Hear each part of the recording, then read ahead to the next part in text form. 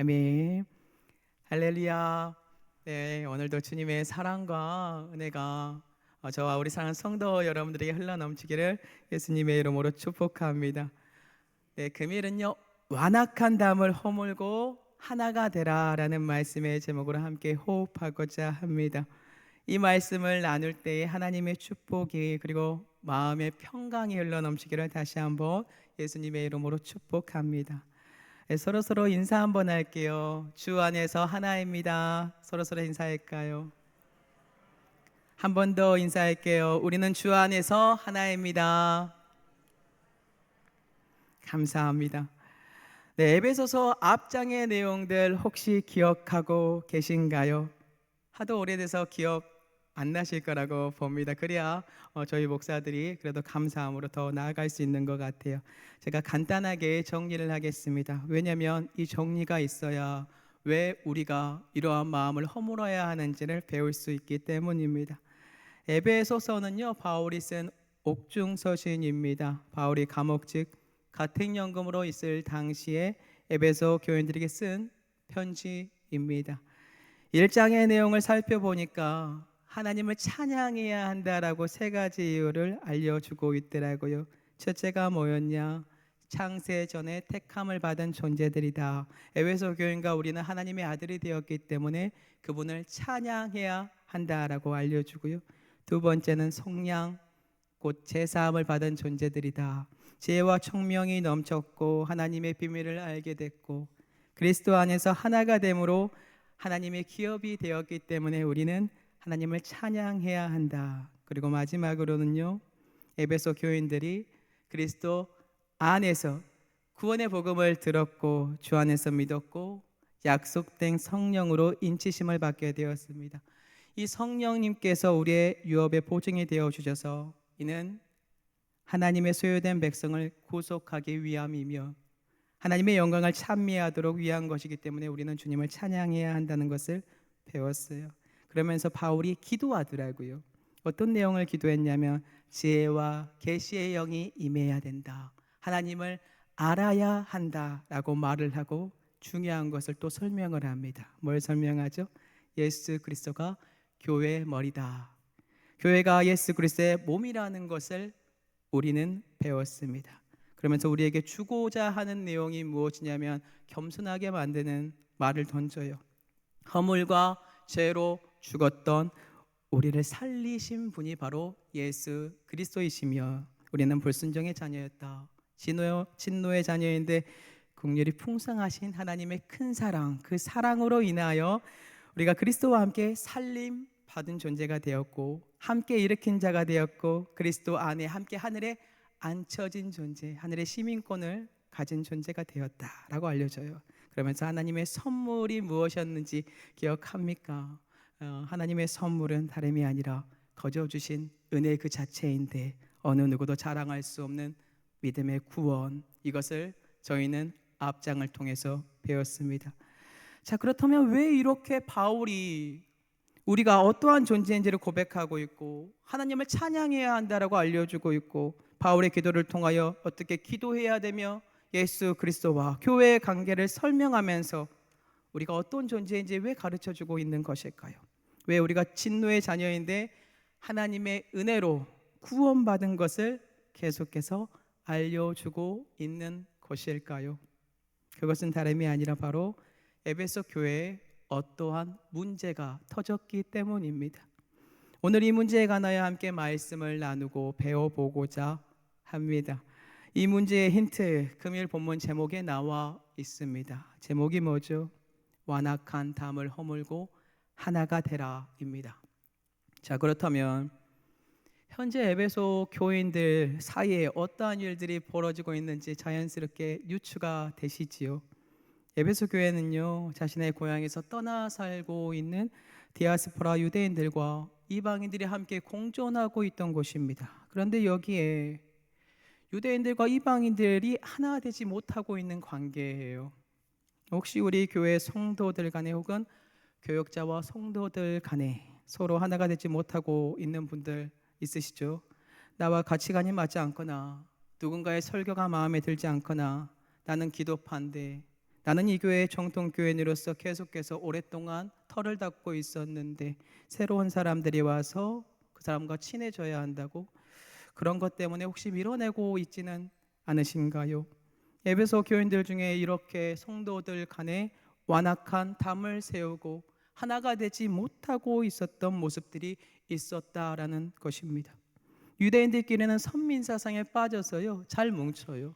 교회에 무리를 보시면 친한 사람들끼리 잘 뭉쳐요. 그런데 타지인이나 이방인, 나랑 조금 다른 생각을 가지고 있으면 저희는 뭉치지 못하고 담을 쌓습니다. 하나가 되지 못하는 모습이 에베소 교회에 있었다라는 뜻입니다. 자, 그렇다면 바울은 어떻게 이러한 어려움이 있는 에베소 교회 유대인들에게 그들의 사상으로 인하여 이방인과 하나 되지 못하고 있는 완악한 마음의 담을 허물고 하나가 될 수 있도록 역사를 이루어 가고 있는 것일까요? 이걸 배워야겠죠. 먼저는 금일 본문 11절을 볼 텐데요. 바울이 어떻게 유대인과 이방인이 서로 막혀져 있는 완악한 담을 허물고 하나 되는지 그 방법 나와 있습니다. 에베소서 2장 11절 한번 보도록 하겠습니다.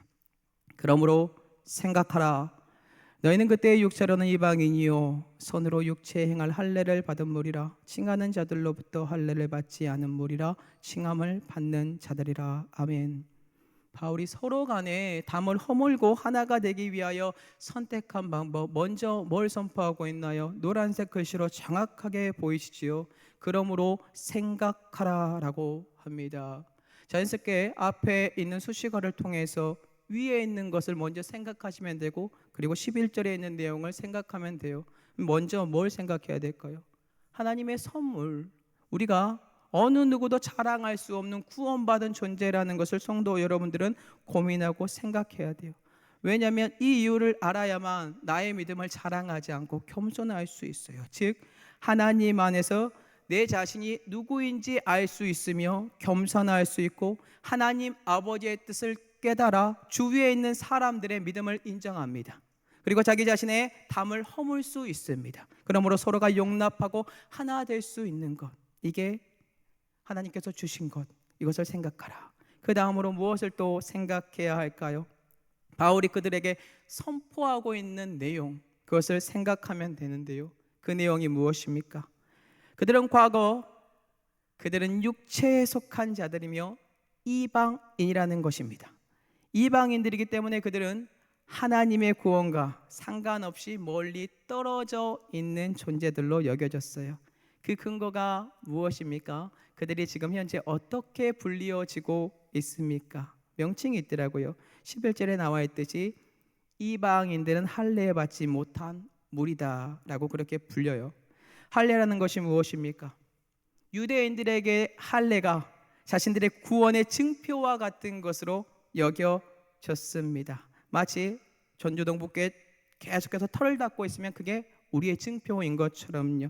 구원을 받은 증표인 것처럼 생각을 합니다. 왜냐하면 하나님께서 아브라함을 불렀어요. 그리고 그에게 직접 명령하신 말씀으로 모든 이스라엘 백성들에게 행하도록 명하신 언약의 징표가 바로 할례이기 때문입니다. 이는 태어난 지 8일이 되잖아요. 남아의 생식기의 머리 부분을 덮고 있는 표피를 자릅니다. 그 의식을 통하여 유대인들이 구원의 표요 선민의식의 상징으로 여겼습니다. 그와 반대로 이방인들에 대해서 뭐라고 여기며 선포하면서 그들을 낮추고 있나요? 할례 받지 못한 무할례당이다 라는 거예요. 쉽게 설명하면 유대인들의 관점에서, 그들의 관점에서 이방인들은 하나님으로부터 할례를 받지 못한 존재들이기 때문에 구원받을 수 없는 존재들이다. 그렇기 때문에 유대인들은요, 이방인들이 하나님의 언약에서 제외됐다고 여기며 그들을 멸시했습니다. 천대했죠. 결국 바울은 현재 이방인들에게 유대인들에게 멸시당했던 과거, 그 비참했던 처지, 그렇게 멸시당했던 그 상황들을, 자신의 신분을 생각해라. 그러면 자연스럽게 주님께 더욱더 감사가 나오겠죠. 그러면서 또 무엇을 생각하라라고 바울이 알려주고 선포하고 있나요? 금일 본문 12절입니다. 그때에 너희는 그리스도 밖에 있었고 이스라엘 나라의 밖의 사람이라. 약속의 언약들에 대하여는 외인이요 세상에서 소망이 없고 하나님도 없는 자이더니 무엇을 생각하라고 알려주고 있습니까? 더 적나라하게 말해요. 너희는 이방인으로서 예수 그리스도 밖에 있었던 자들이다. 주님과 관계 없는 자녀들이다. 이스라엘 나라 밖에 있는 사람들로서 이스라엘 나라와 무방한 사람들이다. 하나님의 언약과 소망과 구원 자체가 전혀 상관이 없는 외인이다. 우리입니다. 우리 세상의 소망도 없고 하나님도 없이 살던 사람들, 이것을 생각하라라고 알려주고 있다라는 뜻입니다. 자, 그렇다면 이방인들이 왜 이러한 생각을 해야 하는 것일까요? 번거롭게. 그 답 알려드릴게요. 13절, 에베소서 2장 13절에 그 답이 나와요. 이제는 전에 멀리 있던 너희가 그리스도 예수 안에서 그리스도의 피로 가까워졌느니라. 구원에 속하지 못했던 존재인 이방인들이 주 예수 그리스도 안에서 주님의 보혈로 인하여 하나님과 가까워졌는데 그것으로 끝이 아니더라고요. 주님과 가까워진 것으로 끝이 아니라 유대인들과 가까워질 수 있는 은혜를 허락했다라는 거예요. 이는 결국 지상의 최고 명령을 알려주고 있어요. 자연스럽게 계속해서 한번 볼 텐데요. 우리가 알고 있는 하나님의 사랑과 이웃 사랑이 포함이 되어 있다라는 뜻입니다. 여기에 숨은 의미로요.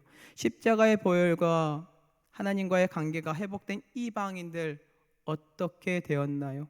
바로 그리스도 안에서 주님과 하나가 되었습니다. 그리고 그 하나됨은 거기에서 멈추지 않고요. 계속해서 우리에게 확장되어서 막혀 있는 그 담을 허물어야 된다. 이미 허물었다라고 알려주고 있다라는 거예요. 에베소서 2장 14절 한번 보도록 하겠습니다. 다 같이 읽어볼게요. 그는 우리의 화평이신지라 둘로 하나를 만드사 원수된 것 곧 중간에 막힌 담을 자기 육체로 하시고. 아멘. 바로 예수 그리스도께서요 우리의 화평이 되어 주심으로 둘로 된 것을 하나로 만들었다고 합니다. 또한 원수된 것 곧 중간에 막힌 담을 어떻게 허물었습니까? 자기의 육체로 하셨다라고 우리에게 말을 합니다. 그럼 여기서 말하고 있는 이 둘, 누구를 말하고 있는 것입니까? 이 둘은 섞일 수 없다고 여겨졌던 유대인들과 이방인들을 말하고 있습니다. 그렇기 때문에 생각하라고, 나라는 존재가 도대체 어떠한 사람이었는지, 구원을 받을 수 없는 존재였는데 그것을 생각하라고 그토록 바울이 선포하고 있다라는 뜻입니다. 그 당시에 유대인들과 이방인들 사이 좋지 못했습니다. 각자가 가지고 있는 믿음이 다르다라고 생각해요. 하나가 되기에는 너무나도 많이 틀어져 있던 사람들입니다. 자, 그러면 과거의 모습을 한 번 더 살펴볼 때요. 헤롯 성전만 보더라도요, 그 사실을 명확하게 알 수가 있어요. 예루살렘 성전 들어가면 어떻게 되어 있는지 아시나요? 꼭 계급과 신분이 나눠진 것 같아요. 이방인과 이스라엘들이 구분되어 있는데요. 그림 하나 한번 보도록 할게요. 네, 잘 보이실지 모르겠어요. 위에 동그라미가 보이십니까?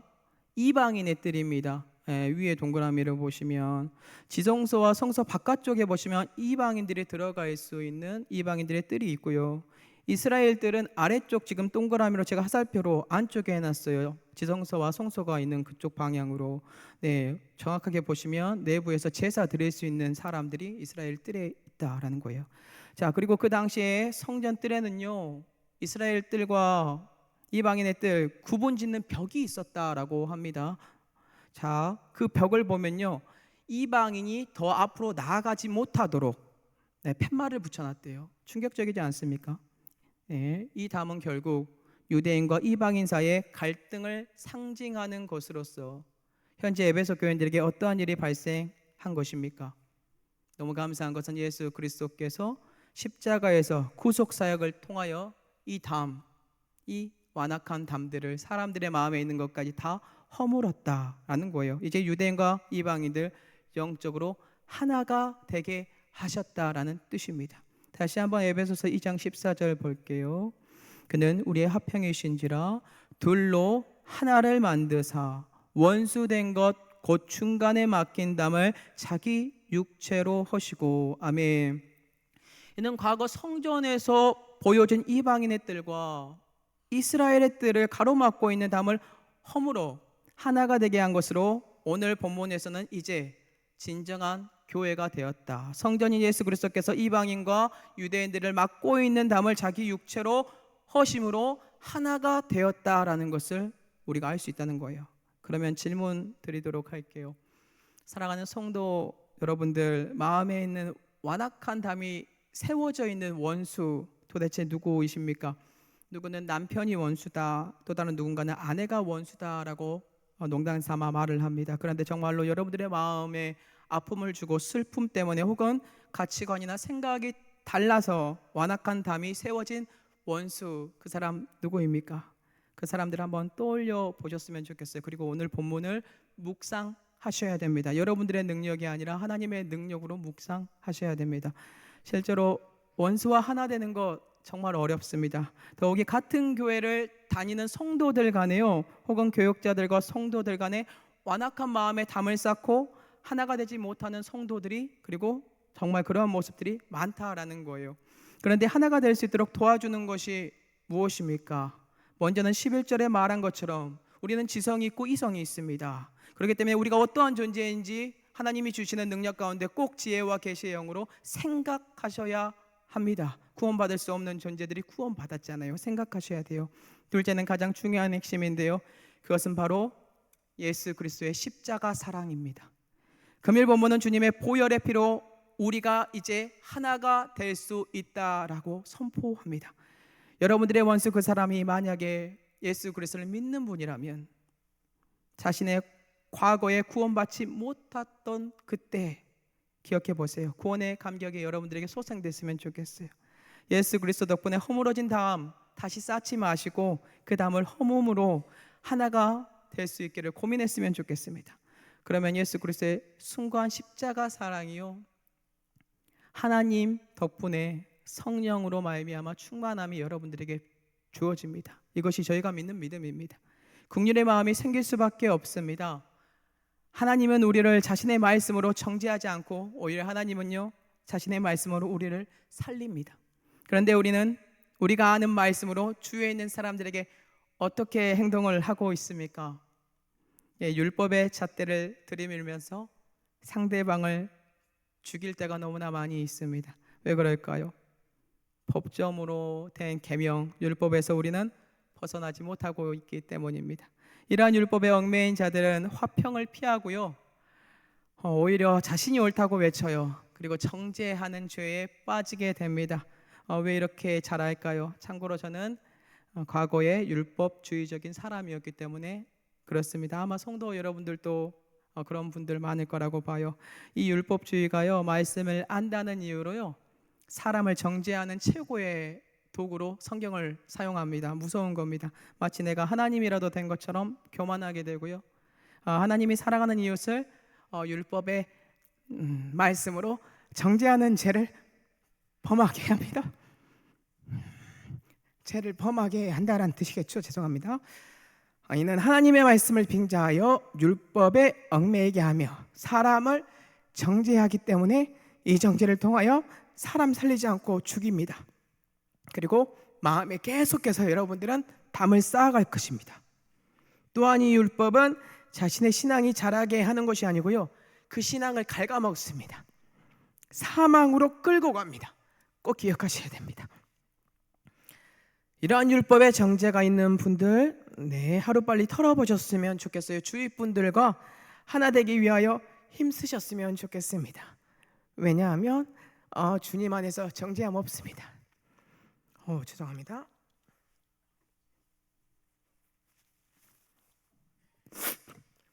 그럼 왜 우리는 율법을 폐해야 하는 것일까요? 그것은 그 율법으로 말미암아 제가 자꾸 성도 여러분들 귀회를 탈 겁니다. 지금 계속 로마서의 말씀을 통해 배우고 있죠.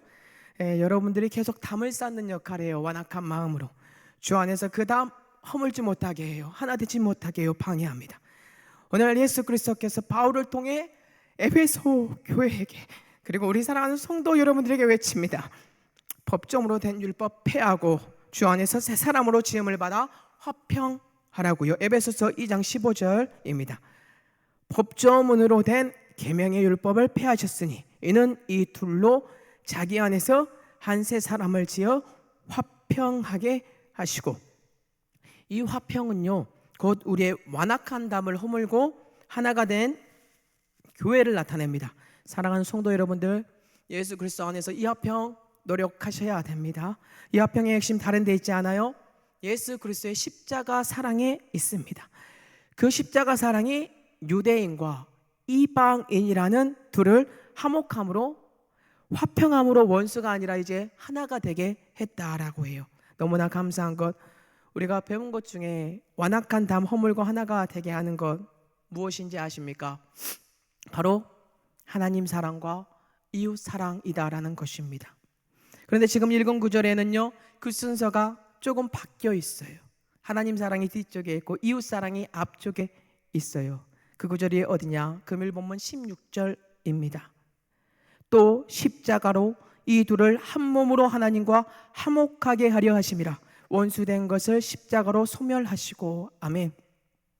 바로 여기에 십자가를 통하여 우리가 원수인 이웃과 사랑을 나누고 그로 인하여 하나님과 화목합니다. 즉 하나님 사랑에 대하여 그러한 내용들이 숨겨져 있다라는 것을 보셔야 돼요. 현재 여기서 말하고 있는 이 둘 누구라고 했죠? 네, 기억하십니까? 이 둘은 섞일 수 없는 존재, 절대 저 사람이랑 하나 되지 못할 거야 라고 했던 유대인과 이방인이라는 것을 꼭 기억하셔야 합니다. 지금 현재 십자가에서 어떠한 사건이 발생했습니까? 바로 이 둘, 유대인과 이방인이 십자가로 인하여 한 몸이 되었다라고 선포하고 있습니다. 이를 통해 무엇이 먼저 실행되었습니까? 이웃 사랑이 먼저 실행이 되었다라는 것을 볼 수 있습니다. 그렇다면 이 한 몸 그냥 이루어진 것입니까? 아닙니다. 예수 그리스도의 숭고한 십자가, 보혈의 피로 말미암아 주어진 교회가 되었다라는 것입니다. 유대인과 이방인이 한 몸을 이룬 것, 그저 서로 간에 사랑하는 존재가 아니라 더 큰 의미를 가진 존재로서 예수 그리스도의 몸인 교회가 되었다라는 것입니다. 결국 우리는 독생자 예수 그리스도의 십자가로 말미암아 인간과 인간 사이의 수평적인 화목과 연합이라는 존재인 교회를 만들었고, 그 교회는 결국 그냥 만들어진 것이 아니라 예수 그리스도가 교회의 머리가 되셨고, 그리고 이방인과 유대인들이, 그리고 우리가 그리스도와 한 몸이 되어 이웃과 사랑을 실천하는 공동체가 되었다라는 뜻입니다. 여기서 끝입니까? 아니더라고요. 이 둘이 한 몸이 되었는데요, 그 중간에 십자가의 사랑의 증거인 예수 그리스도로 말미암아 이제 모든 이들이 같이 하나가 되어 결국에 하나님과의 화목까지 이루었다라고 합니다. 이는 원수된 모든 것들을 주님께서 십자가에서 소멸했기 때문에 가능합니다. 결국 우리는 하나님의 사랑이 이웃 사랑이고 이웃 사랑이 하나님의 사랑이 되어 이 둘이 뗄래야 뗄 수 없는 하나됨의 사랑이라는 것을 오늘 본문을 통해 배울 수 있다라는 것입니다. 이는 하나님과 교회의 하나됨이 예수 그리스도의 죽으심, 즉 십자가에서의 대속의 죽음의 궁극적인 목적이라는 뜻이며 우리에게 실천해야 하는 믿음의 모습이다라는 것입니다. 이 얼마나 감격스러운 조화인가요? 얼마나 행복한 화평이며 화목인가요? 주님의 십자가 안에서 인간과 인간과의 수평적인 관계와 하나님과 인간의 수직적인 관계, 결국 십자가 안에서 모든 교제의 연합인 하나됨이 펼쳐진 그리스도의 하나된 교회라는 것이 밝히 드러나게 되었다라는 것입니다. 또한 그러함과 동시에 에베소 교인과 우리 같은 이방인들에게 하나님께서 알려주고 있는 내용이 있습니다. 그 뜻이 무엇일까요? 에베소서 2장 19절입니다. 그러므로 이제부터 너희는 외인도 아니요 나그네도 아니요 오직 성도들과 동일한 시민이요 하나님의 권속이라. 아멘. 유대인들에게 무시받았던 존재, 그러한 자들이 이제는 바울을 통하여 하나님의 말씀을 직접 듣게 되었는데 그 내용이 무엇이라고요? 이제는 너희는 외인도 나그네도 주 예수 그리스도를 믿는 성도들과 이제 동일한 시민이 되었다. 그런 게 아니다. 이제 감사함으로 나아갈 수 있는 하나님의 권속이 되었다라고 합니다. 에베소 교회 말도 안 되는 신분 산승이 이루어졌어요. 유대인들의 산물이라고 여겼던 구원이 이방인들에게도 우리에게도 허락되었다라는 감격이 이들에게 얼마나 컸을까요? 그리고 이 성취는 누구의 공로도 아니라 하나님의 은혜 그 자체이며 유대인들의 완악한 마음을 허물고 하나가 될 수 있도록 통로가 되어주신 예수 그리스도의 숭고한 십자가 사랑 덕분에 허락된 사실이라는 것을 우리는 알 수 있습니다. 그렇다면 이러한 내용을 모든 이들이 다 받아들입니까? 지금도 받아들이지 않는 분들이 있을 거예요. 아쉽지만 그렇습니다. 우월주의가 무서워요. 자신이 가지고 있는 신앙이 맞다고 아직도 이방인을 무시하고 유대인들이 자신들이 옳다라고 그렇게 소리치고 있습니다. 그럼에도 불구하고 하나님께서는 그 당시에 있는 유대인들과 이방인들에게 동일한 평안의 말씀을 선포하고 있는데요. 에베소서 2장 17절입니다. 또 오셔서 먼 데 있는 너희에게 평안을 전하시고 가까운 데 있는 자들에게 평안을 전하셨으니 아멘. 여기서 먼저 말하고 있는 먼 데 있는 너희가 누구입니까? 이방인을 말하고 있습니다. 그리고 가까이 있는 자들 누구냐면 유대인들을 지칭하고 있습니다. 이들에게 하나님께서 말씀을 선포합니다. 바울을 통해 선포하는 내용이 뭔가요? 먼 데 있는 이방인이나 가까운 데 있는 유대인들이나 동일한 평안을 전하고 있다. 결국 유대인이나 이방인이 누가 더 높고 낮음이 아니라 유대인들의 완악함과 선민사상에 빠져 우월주의를 상징하는 모든 완악한 남들이 허물어진 동시에 유대인과 이방인들 이제부터 하나님의 평안을 받은 존재들이다라는 것이 밝히 드러나게 되었습니다. 결국 하나님은 이 둘이 평등하다라는 사실을 전함으로 서로가 다름이 아니라요 같은 하나님의 자녀다, 그것을 우리에게 보여주고 있습니다. 완악한 담이 이제 서로 사라져서 서로가 하나 되었다, 주님의 복음으로 하나 되었다라고 우리에게 선포하고 있다라는 거예요. 성도 여러분들은 이 말씀을 듣고 어떠한 심령의 변화가 있는지 잘 모르겠습니다. 아직도 원수와 화평하기 싫으십니까? 마태복음 5장을 보니까요, 애물을 제단에 들이다가 형제에게 원망들을 말한 일이 생각나면 어떻게 하랍니까? 마태복음 5장 23절에서 24절입니다. 그러므로 애물을 제단에 드리려다가 거기서 내 형제에게 원망들을 만한 일이 있는 것이 생각나거든 애물을 제단 앞에 두고 먼저 가서 형제와 화목하고 그 후에 와서 애물을 드리라. 여기도 먼저 형제 이웃 사랑이 먼저고 그 다음에 하나님 사랑이 예배가 먼저입니다. 왜 그럴까요? 하나님은 진실된 화목을 원합니다. 형제를 미워하는 죄가 사라진 사랑의 공동체 예배를 너무나 원하십니다. 그리고 우리가 하나 되기를 너무나 바라고 있습니다. 그렇기 때문에 하나님께서 이상과 이웃과 사랑을 먼저 회복하라고 계속해서 알려줘요. 너무 큰 이상처럼 보일 수도 있어요. 한 가지 한 가지 차근차근 할 수 있는 것부터 주님이 주시는 만큼 해보시기 바랍니다. 그래야 하나님께서 우리 예배를 기뻐 받습니다. 완악한 담을 허물고 원수와 화목하기 위하여 사랑하는 성도 여러분들, 예수 그리스도를 믿기 전 할례 받지 못했던, 영적으로 구원받지 못했던 그때 한번 기억하시고, 그리고 하나님이 구원을 주었던 때를 기억해 보시고 고민해 보시기 바랍니다. 그래야 예수 그리스도의 십자가 사랑 가운데서 화목과 화평과 평안이 내 안에서 성령의 충만함으로 다시 여러분들의 죄가 씻겨지고 채워질 테니까요. 완악한 마음들이 허물어지고 주위에 있는 원수가 긍휼의 마음으로 이제 여러분들의 눈이 바뀔 테니까요. 그렇게 해보시기 바랍니다. 자, 그러면 이렇게 완악한 담이 허물어지고요, 주 안에서 하나됨이 허락된 사람들 축복이 있더라고요. 그 축복이 무엇일까요? 축복이라고 생각하실지 모르겠습니다. 그 축복은 다름이 아니라 원수였던 존재, 그 사람과 하나가 되는 것이 축복이고요. 그리고 성령 안에서 그 사람과 함께 하나님께 나아갈 수 있다라는 거예요. 에베소서 2장 18절입니다. 이는 그로 말미암아 우리 둘이 한 성령 안에서 아버지께 나아감을 얻게 하려 하심이라. 아멘. 이는 예수 그리스도 안에서 십자가에서요, 그리스도의 피로 원수였던 그 사람들이 하나가 되어서 어떻게 합니까? 성령 안에서 하나님 아버지께 나아가 하나님의 사랑이 무엇이며 이웃 사랑이 무엇인지 알 수밖에 없다라는 거겠죠. 주님은 우리가 원수와 연합하여 온전히 하나 되기를 계속해서 선포하고 있습니다. 그리고 이러한 화평과 평강의 연합이 있어야만 성령 안에서 아버지께 나아갈 수 있다라고 우리에게 고백합니다. 그저 나 혼자 성부 하나님께, 성령 하나님 앞에서 주님과 연합하여 성부 하나님께 나아가는 것 아니더라고요. 그리스도의 몸인 지체들 옆에 있는 연합해야 되더라고요. 내 원수와 그리고 이웃과 우리 사랑하는 전주 동북교회 성도 여러분들과 하나가 되어서, 그리고 유대인과 이방인들이 하나가 된 것처럼 우리 교회가 하나가 되어 성령 안에서 하나님께 나아가야 한다라고 제시하고 있고, 이게 축복이랍니다. 이러한 소망이 우리에게 있어야 됩니다. 그러면서 교회의 의미를 더욱더 깊이 알아갈 수 있는 것을 바울이 알려주던데, 이제 완악한 담이 허물어진 사람들이 교회가 되어 어떻게 되어가는 것일까요?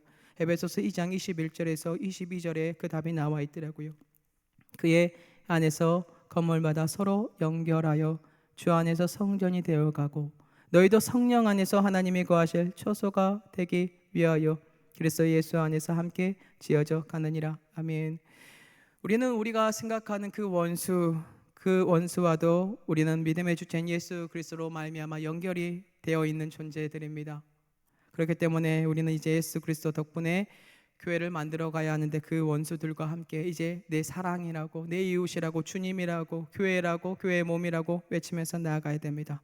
이는 결국 예수 그리스도께서 친히 우리의 모퉁이 돌이 되어 주셨고 교회의 기초가 되어 주신 것뿐만이 아니라 모든 벽, 완악한 담, 모든 벽 다 허물고 서로 연결이 되어 건물의 중심이 되어 유기적인 교회로 만들어 가고 있기 때문입니다. 그리고 이 모든 것들이 교회랍니다.